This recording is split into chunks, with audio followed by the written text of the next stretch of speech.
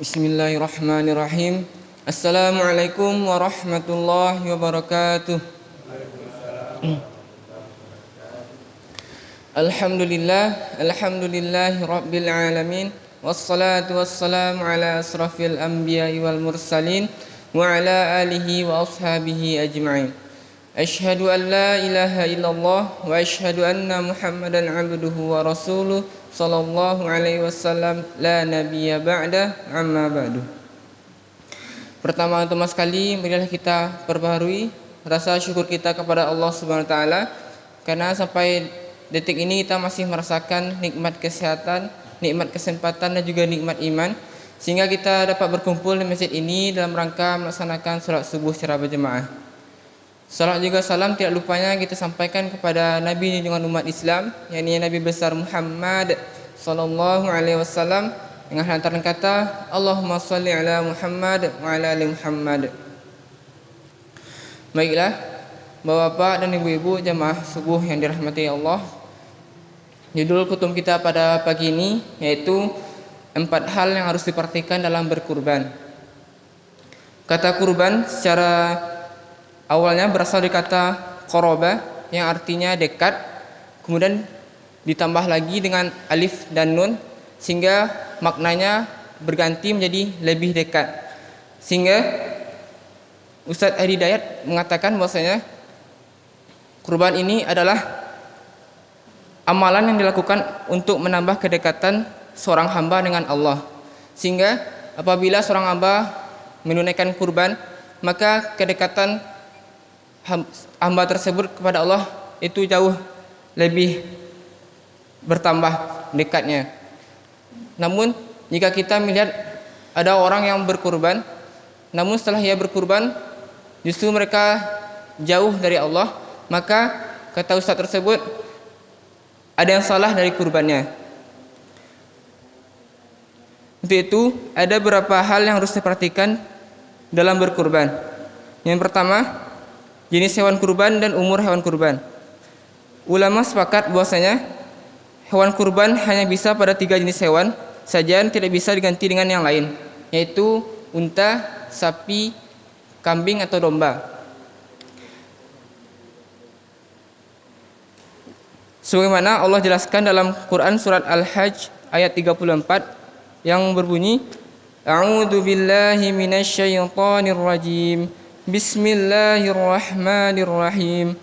Walikulli ummatin ja'alna mansakan liyadhkuru ismallahi ala ma razaqahum min bahimatil an'am. Fa ilahukum ilahu wahidun falahu aslimu wa basyiril mukhbitin. Artinya, dan bagi setiap umat yang telah kami syaratkan penyembelihan kurban agar mereka menyebut nama Allah atas rezeki yang dikaruniakan Allah kepada mereka berupa hewan ternak.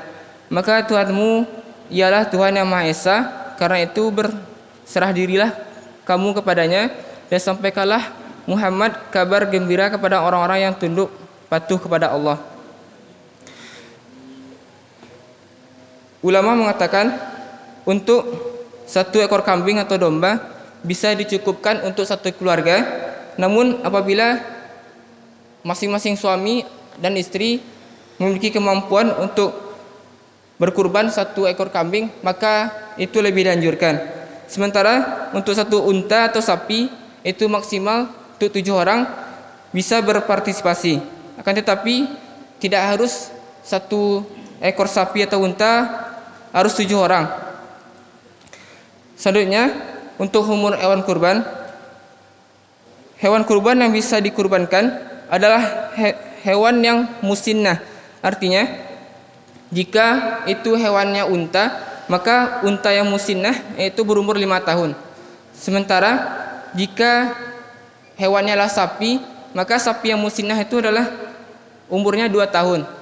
Sedangkan untuk kambing, hewan kambing yang musinnah itu umurnya 1 tahun. Kemudian hal yang kedua yang harus diperhatikan adalah hewan yang harus dikurbankan itu tidak boleh ada cacat. Dalam hadis Al-Bara bin Azib radhiyallahu anhu, Rasulullah SAW bersabda, ada 4 jenis hewan yang tidak sah untuk dikurbankan.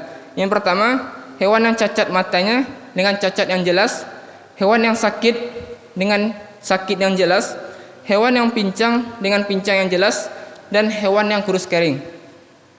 Itulah hewan yang tidak sah untuk dikurbankan. Kemudian hal yang ketiga adalah berkurban setelah hari raya Idul Adha. Dalam hadis Bukhari Muslim, Rasulullah SAW bersabda, barang siapa yang sholat seperti sholat kami dan menyembelih seperti sembelihan kami, maka telah benar penyembelihannya. Barang siapa yang menyembelih sebelum sholat Idul Adha, maka harus menyembelih lagi sebagai gantinya. Kemudian hal yang keempat adalah daging kurban itu dianjurkan untuk dimakan sebagian dan dibagikan sebagiannya. Itu berdasarkan surat Al-Hajj ayat 28 yang berbunyi, A'udzubillahi minasyaitonirrajim. Bismillahirrahmanirrahim. Liyashhadu manafi'a lahum wa yadhkuru ismallah fi ayyamin ma'lumatin 'ala ma razaqahum min bahimatil an'am fakulu minha wa at'imul ba'isal faqir. Artinya, agar mereka menyaksikan berbagai manfaat untuk mereka dan agar mereka menyebut nama Allah pada beberapa hari yang telah ditentukan. Atas rezeki yang Dia berikan kepada mereka berupa hewan ternak, maka makanlah sebagian darinya dan sebagian lagi berikanlah untuk dimakan orang-orang yang sengsara dan fakir. Kemudian yang harus diperhatikan lagi yaitu pada saat penyembelihan kurban. Yang pertama, sebelum menyembelih kurban, agar seorang penyembelih kurban itu harus menajamkan pisaunya agar tidak menyakiti hewan yang ia sembelih. Kemudian Nabi menganjurkan bahwasanya ketika menyembelih hewan kurban itu agar dihadapkan kepada arah kiblat. Yang ketiga yaitu semestinya jika kita berkurban agar hewan kurban tersebut diperlakukan dengan baik. Itulah hal-hal yang harus diperhatikan ketika berkurban. Perlu diingatkan lagi bahwasanya Allah berfirman dalam surat Al-Kautsar itu fasholli lirabbika wanhar, maka tunaikanlah salat lalu berkurbanlah. Artinya ibadah kurban ini memiliki pahala yang sangat besar di sisi Allah SWT. Maka perlu diperhatikan hal-hal yang penting ketika berkurban agar kurban itu sah dan diterima oleh Allah SWT. Dari Abu Hurairah radhiyallahu anhu, Rasulullah SAW bersabda, barang siapa yang Allah berikan kelapangan untuk berkurban lalu ia tidak berkurban, maka janganlah dia sholat bersama kami. Itulah bahwasanya pentingnya kurban yang dikatakan oleh Rasulullah SAW. Mungkin sekian yang dapat kami sampaikan pada pagi hari ini. Mohon maaf atas segala kesalahan dan kekurangan. Wabillahi taufik wal hidayah. Assalamualaikum warahmatullahi wabarakatuh.